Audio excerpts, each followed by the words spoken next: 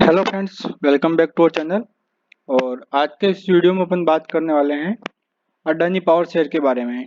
तो Adani power share काफ़ी potential है इसमें। तो अपन देखेंगे कि इसका कितना आगे वाला टारगेट हो सकता है। और अगर लोअर सपोर्ट की बात करें तो लोअर सपोर्ट इसका कितना चल रहा है। तो चलिए अपन देखेंगे इसका ओवरऑल सिनेरियो क्या है कंपनी का। और फाइनेंशियल्स देखेंगे, इसका चार्ट पैटर्न देखेंगे और इसके प्रोस एंड कॉन्स भी अपन देखेंगे। तो चलिए शुरू करते हैं। सबसे पहले मैं इसका लास्ट डे का ट्रेडिंग चार्ट पैटर्न दिखाता हूँ। तो लास्ट डे पे ये अपर सर्किट में था, ऑलमोस्ट ओपन हुआ था ये 108 रुपये के आसपास, 108.65। और ऑलमोस्ट ये 112 रुपये के आसपास क्लोज हुआ है। इनफैक्ट ये अपर सर्किट में ही था। और इसके पहले अपन देखें 5 डे का रिटर्न। तो 5 डे में ये 10% से बढ़ा है लास्ट 5 डे में। लास्ट 1 मंथ में 13% का दिखा रहा है, 6 मंथ में 22% का। वो लास्ट 1 ईयर में इसका रिटर्न दिखा रहा है 200%, मोर देन 200%, 211। तो ये था इसका 1 साल का चार्ट पैटर्न। 1 साल लास्ट ट्रेडिंग डे पे ये 4.97% के रेट से बढ़ा था ये। अब अपन देख लेते हैं इसका कुछ पी रेशियो वगैरह। तो 1 मंथ का इसमें रिटर्न दिखा रखा है 12.90%, और 1 ईयर का मोर देन 200%, 210%।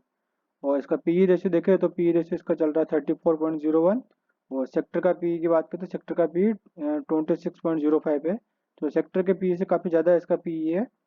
तो ये एक नेगेटिव पॉइंट है, पी रेशियो इसका थोड़ा ज़्यादा चल रहा है अभी सेक्टर के पी से। ऑल टाइम हाई की बात करें, सॉरी 52 वीक्स हाई की बात करें तो 166 का इसने हाई बनाया है। और 52 वीक्स लो की बात करें तो 34.50 का इसने लो बनाया है। और मार्केट कैप की बात करें तो कंपनी का मार्केट है 43,197 करोड़ का। तो काफ़ी अच्छा मार्केट कैप है कंपनी का। और अब अपन बात करते हैं इसमें, इसका चार्ट पैटर्न अपन देख लेते हैं पहले।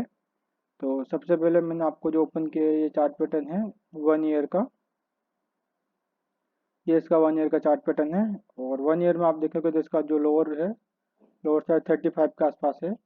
और जो अपर इसने बनाया था हाईएस्ट, ये बनाया था इसने बताता हूँ मैं आपको, मोर देन 60 का इसने बनाया था। 65 के आसपास का इसने हाई बनाया था। और ये हाई बनाया था इसने जुलाई जून मंथ में बनाया था। उसके बाद से इसमें वापस गिरावट आई थी और 75 के नीचे तक आ गया था ये। इनफैक्ट 70 का इसने लो बनाया था, उसके बाद वापस ग्रोथ करके ये 112 के ऊपर आ गया है। तो अगर इसका अपन सपोर्ट की बात करें, लोअर साइड में सपोर्ट, तो लोअर साइड में इसका जो सपोर्ट दिख रहा है वो दिख रहा है 108 के आसपास, जो इसने अप्रैल मार्च में एक हाई बनाया था। उसके बाद से इसने वापस यहाँ पर ब्रेक डाउन दिया था नीचे की तरफ। और इसके बाद यहाँ पर देखेंगे आप तो जब नीचे आया था जुलाई मंथ में, तो भी इसने एक यहाँ पर सपोर्ट लिया था। उसके बाद इसने वापस नीचे की तरफ ब्रेकआउट दिया था। तो 108 के आसपास इसका एक सपोर्ट भी दिख रहा है यहाँ पर। पहले भी इसने यहाँ पर एक रेजिस्टेंस फेस किया था ऊपर जाने से पहले, और अभी वापस ऊपर गया है। इसके बाद अपन बात करते हैं तो 113 के आसपास ही इसका इसका रिसेंट हाई था। तो अगर लोअर लोस की बात करो, हायर हाइस की बात करें, तो अभी ये हायर हाइस का पैटर्न बना रहा है। लेकिन पिछले टाइम का जो हाई था अभी इसने इसको ब्रेक नहीं किया है। 113 के आसपास का इसका हाई था, जो अगर आने वाले टाइम में ये मंडे को अगर ये ब्रेक करता है और यहाँ पर सस्टेन करता है इसके ऊपर, तो इसका फिर आने वाले टाइम में ये आपको और ऊपर जाता हुआ दिख सकता है। इनफैक्ट 150 तक भी ये जा सकता है इस शेयर। तो बस यही है कि ये पिछला जो हाई था वो ब्रेक कर दे। पिछला हाई इसने ब्रेक नहीं किया है, तो ये हायर एंड हाई के फॉर्म में बनाने लगेगा। पिछले टाइम में आप यहाँ देखेंगे तो ये लोअर एंड लोअर लो और लोअर हाइस बना रहा था ये। लेकिन अभी वापस इसका ट्रेंड रिवर्सल आया है। और ट्रेंड रिवर्सल में इसने पिछले जो लो है उसका कोई लो इसने ब्रेक नहीं किया है। इनफैक्ट अभी खाली ये एक हायर हाई इसके बनाने के लिए 130 का, ये 113 का अगर ये करता है ब्रेक, तो उसके बाद ये काफ़ी ऊपर जा सकता है। तो ये था इसका चार्ट पैटर्न। तो सपोर्ट की बात करें तो सपोर्ट इसका यही है 108 के आसपास, इसमें आप स्टॉप लॉस लेके चल सकते हो। और अगर इसमें आप टारगेट लगाना चाहते हो तो इसका फर्स्ट टारगेट है 125 का। 125 तक आपको इजीली ये यहाँ से ऊपर जाते हुए दिख सकता है एक ही महीने में, अगर ये यहाँ पर 113 के ऊपर सस्टेन करता है तो। और आने वाले 1 साल का इसमें टारगेट है तो 150 के आसपास ही आपको जाते हुए दिख सकता है आने वाले 1 साल के अंदर। तो काफ़ी अच्छा इसमें टारगेट है। और रिस्क काफ़ी कम है, आपको रिस्क ओनली आपको 108 का इसमें स्टॉप लॉस लेना है। अगर ये लेवल ब्रेक करता है तो इसके बाद जो इसका सपोर्ट रहेगा ये 100 रुपये के आसपास का रहेगा। तो आप अगर मैक्सिमम आप रिस्क लेना चाहते हो, आप 100 रुपये तक का इसमें स्टॉप लॉस लगा सकते हो, तो आपको 12 रुपये के इसमें स्टॉप लॉस रहेगा। वहीं 1:1 का रेशियो आप देखोगे तो इसमें टारगेट आप 125 का लगा सकते हो, वहाँ पर आपको 1:1 का रिस्क एंड रेशियो रिवार्ड मिलेगा। और आप अगर लॉन्ग टर्म में इन्वेस्ट करना चाहते हो, लॉन्ग टर्म में तो 150 के ऊपर आपको जाता हुआ देखने को मिलेगा ही। अब अपन बात कर लेते हैं कंपनी कुछ फाइनेंशियल्स के ऊपर।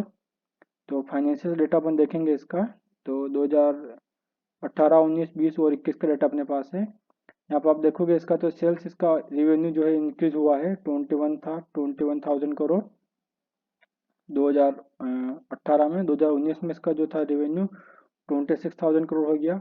देन 2020 में इसका 27,000 करोड़, और 2021 की बात करें अभी की, तो ये 20 का 28,000 इसमें बता रखा है इसका टोटल रेवेन्यू। और प्रॉफिटेबिलिटी की बात करें तो पिछले 3 साल से कंपनी नेगेटिव में रिटर्न दे रही है। पिछले तीनों साल में इसको नुकसान हुआ है। 2018 में इसको 2,000 करोड़ का नुकसान हुआ है, और 2019 में इसको 0.098 का इसको लॉस हुआ है। और 2020 की बात करें तो 2,000 करोड़ का इसको लॉस हुआ है। लेकिन अभी 2021 की बात करें तो 1.2 थाउजेंड करोड़ का इसको प्रॉफिट में कंपनी चल रही है। तो 1200 करोड़ के आसपास इसको प्रॉफिट भी चल रहा है। तो ये कंपनी का कुछ एक प्लस पॉइंट है कि इस साल कंपनी थोड़ी प्रॉफिट में आई है। और एक और यहाँ पर देखेंगे, या तो एंट्री पॉइंट में आप दिखा रखा है कि stock is not in overbought zone, तो आप इसमें अच्छी खासी बाइंग कर सकते हो क्योंकि अभी ओवरबॉट में नहीं है स्टॉक। रिटर्न वर्सेस एफडी की बात करें तो इसमें कुछ टाइम के अच्छे रिटर्न नहीं है, क्योंकि अपन इसका अगर मैक्सिमम चार्ट देखेंगे अपन, ये तो 1 साल का चार्ट था, अगर आप मैक्सिमम इसका चार्ट देखेंगे तो मैक्सिमम चार्ट में कंपनी अभी जो पिछला इसका हाई था उससे तो कंपनी नीचे ही है। इसका जो रिसेंट हाई था पिछले साल का 2011 का बात करें तो ये 144 का इसने हाई बनाया था, 145 का, तो उससे ये कंपनी अभी नीचे ही चल रही है। इसलिए इसका अगर लॉन्ग टर्म में रिटर्न देखें तो पॉजिटिव में नहीं है, इसके लॉन्ग टर्म में रिटर्न नेगेटिव में ही है। लेकिन पिछला अगर अपन 4-5 साल की बात करें तो कंपनी का काफ़ी अच्छा रिटर्न है।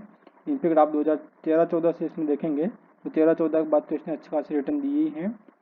तो ये था कि लॉन्ग टर्म में कंपनी का अच्छा खासा रिकॉर्ड नहीं रहा, इस वजह से इसमें नेगेटिव रिटर्न दिखा रखे हैं।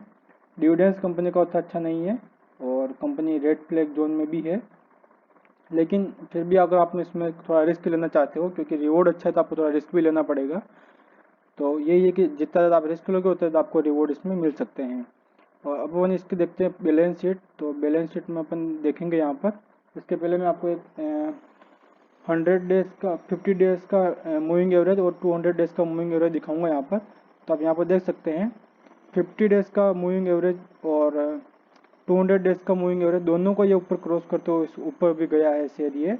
तो यहाँ पर आपको अच्छा खासा इसमें एक ऊपर की साइड पे इसको आपको इंडिकेशन मिल रहा है बाइंग करने का, क्योंकि 50 डेज का आप मूविंग एवरेज देखेंगे यहाँ पर तो इसको जस्ट इसने क्रॉस किया है 100 रुपीज़ के आसपास। तो आप यहाँ पे अच्छी खासी बाइंग कर सकते हो, और 200 डेज के मूविंग एवरेज से तो काफ़ी ऊपर ही चल रहा है ये। तो दोनों साइड में आप देखोगे यहाँ पर तो आपको अच्छा खासा एक अप साइड यहाँ पे इंडिकेशन मिल रहा है। आप कोई से भी चार्ट में देख लीजिए, 3 मंथ्स के देख लीजिए, 6 मंथ के इसमें देख लीजिए, 1 ईयर के इसमें देख लीजिए, सभी में ये ऊपर ही जा रहा है। तो एक अच्छा इंडिकेशन है बाइंग का, यहाँ पर आप इसमें बाई कर सकते हो। वो अपन देख लेते हैं कंपनी के अपन इसका क्वार्टरली इसकी बैलेंस शीट देखते हैं। तो सेल्स अपन देखेंगे तो सेल्स कंपनी का ऑलमोस्ट कांस्टेंट है, 7,000 करोड़ का इसमें था 2018 में सितंबर क्वार्टर में। तो वही 6,000 7,000 के आसपास चल रहा था ये। और लास्ट 3 क्वार्टर से ऑलमोस्ट ये सेम है, 6,800, 6,300, 6,500 का चल रहा है इसमें। तो 6,500 के आसपास का इसका सेल्स चल रहा है पिछले 3 क्वार्टर से। तो उतनी अच्छी ग्रोथ देखने को नहीं मिली है। और अगर इसका ऑपरेटिंग प्रॉफिट की बात करें तो ऑपरेटिंग प्रॉफिट भी ऑलमोस्ट 3 क्वार्टर से इसका सेम ही चल रहा है, 1,600 करोड़ का। और इसके पहले बात करें तो कंपनी का जो था 205 करोड़ का था, देन 1,300 करोड़ का था 2020 में। कोरोना की वजह से यहाँ पर कम हुआ था 200 करोड़ का प्रॉफिट, लेकिन फिर ये वापस बढ़ करके पुराने लेवल पर आ चुका है। पुराना इसका 2019 का जो इसका था वो था 1,349 करोड़ का। तो उसके आसपास ये वापस आ चुका है ऑलमोस्ट। और अगर अपन इसकी बात करें नेट प्रॉफिट की, तो नेट प्रॉफिट कंपनी का पिछले टाइम कुछ क्वार्टर्स में इसका नेगेटिव में रहा था। 3 क्वार्टर यहाँ पर अपन देखेंगे तो नेगेटिव में था, उसके बाद वापस एक क्वार्टर में पॉजिटिव में आया था ये सितंबर 2020 वाले क्वार्टर में। उसके बाद फिर वापस दिसंबर के क्वार्टर में नेगेटिव में था, और अभी मार्च के क्वार्टर में 13 करोड़ का ओनली प्रॉफिट इसमें दिखा रखा था, लेकिन अभी देखें तो एक अच्छी खासी जंप यहाँ पे देखने को मिली है। 278 करोड़ का इसमें प्रॉफिट दिखा रखा है, नेट प्रॉफिट। तो ये एक अच्छा पॉइंट है इसमें। और अगर अपन इसकी बात करते हैं शेयर होल्डिंग पैटर्न की, तो अपन देखेंगे यहाँ पर शेयर होल्डिंग पैटर्न में प्रोमोटर्स की होल्डिंग ऑलमोस्ट सेम है, कोई इसमें बदलाव नहीं आया है। 2018 से अपन देखेंगे तो शेयर होल्डिंग पैटर्न इसमें कांस्टेंट है, कोई बदलाव नहीं आया है प्रोमोटर्स का। और एफ की बात करें तो एफ का इसमें शेयर होल्डिंग बड़ा है। 2018 में आप देखेंगे तो ये 8.7 था, और अभी आप देखेंगे तो 11.5 पर बढ़ चुका है ये। तो पिछले 3 क्वार्टर से भी आप देखेंगे तो ऑलमोस्ट अप्रोक्सीमेटली सेम ही दिखा रखा है इसमें। 11.5 के आसपास इसमें एफ की होल्डिंग चल रही है। डी की बात करें तो डी की शेयर होल्डिंग इसमें थोड़ी कम हुई है। पहले आप देखेंगे तो 9.7 थी, फिर 10.45 थी, और जो अभी कट करके 7.8 थी लास्ट क्वार्टर मार्च 2021 के। और अभी ये और कम होकर 5.53 हो चुकी है। लेकिन पब्लिक की अपन देखेंगे शेयर होल्डिंग, तो पब्लिक की वही शेयर होल्डिंग अपने को बढ़ती हुई दिखी यहाँ पर। और ये लास्ट क्वार्टर में जो आप देखेंगे जून वाले क्वार्टर में तो 7.96 थी, और उसके पहले मार्च वाले क्वार्टर में 6.43 थी। तो ओवरऑल प्रोमोटर्स एफआईआई और पब्लिक की शेयर होल्डिंग इसमें कांस्टेंट है और कुछ बड़ी भी है। वहीं डीआईएस की शेयर होल्डिंग इसमें थोड़ी कम हुई है। तो ओवरऑल ये था शेयर के बारे में। और आप अगर बाई करना चाहते हो तो इसमें अच्छा खासा आप इसमें बाइंग कर सकते हो। स्टॉप लॉस आप मैक्सिमम, अगर छोटा स्टॉप लॉस लेना चाहते हो आप 108 का ले सकते हो। और बड़ा स्टॉप लॉस अगर आप लेते हैं तो 100 रुपये के आसपास का इसमें स्टॉप लॉस ले सकते हो। वहीं इसका फर्स्ट टारगेट है 125 का, और सेकंड टारगेट है 150 के आसपास का। तो 125 को तो आपको इजीली ये देखने को मिल सकता है टारगेट, अगर ये 130 के ऊपर 130 के ऊपर ये ब्रेकआउट देता है और सस्टेन करता है। तो ये था आज की वीडियो में। अगर आपको और कोई डाउट हो तो आप कमेंट बॉक्स में पूछ सकते हैं। Thank you very much.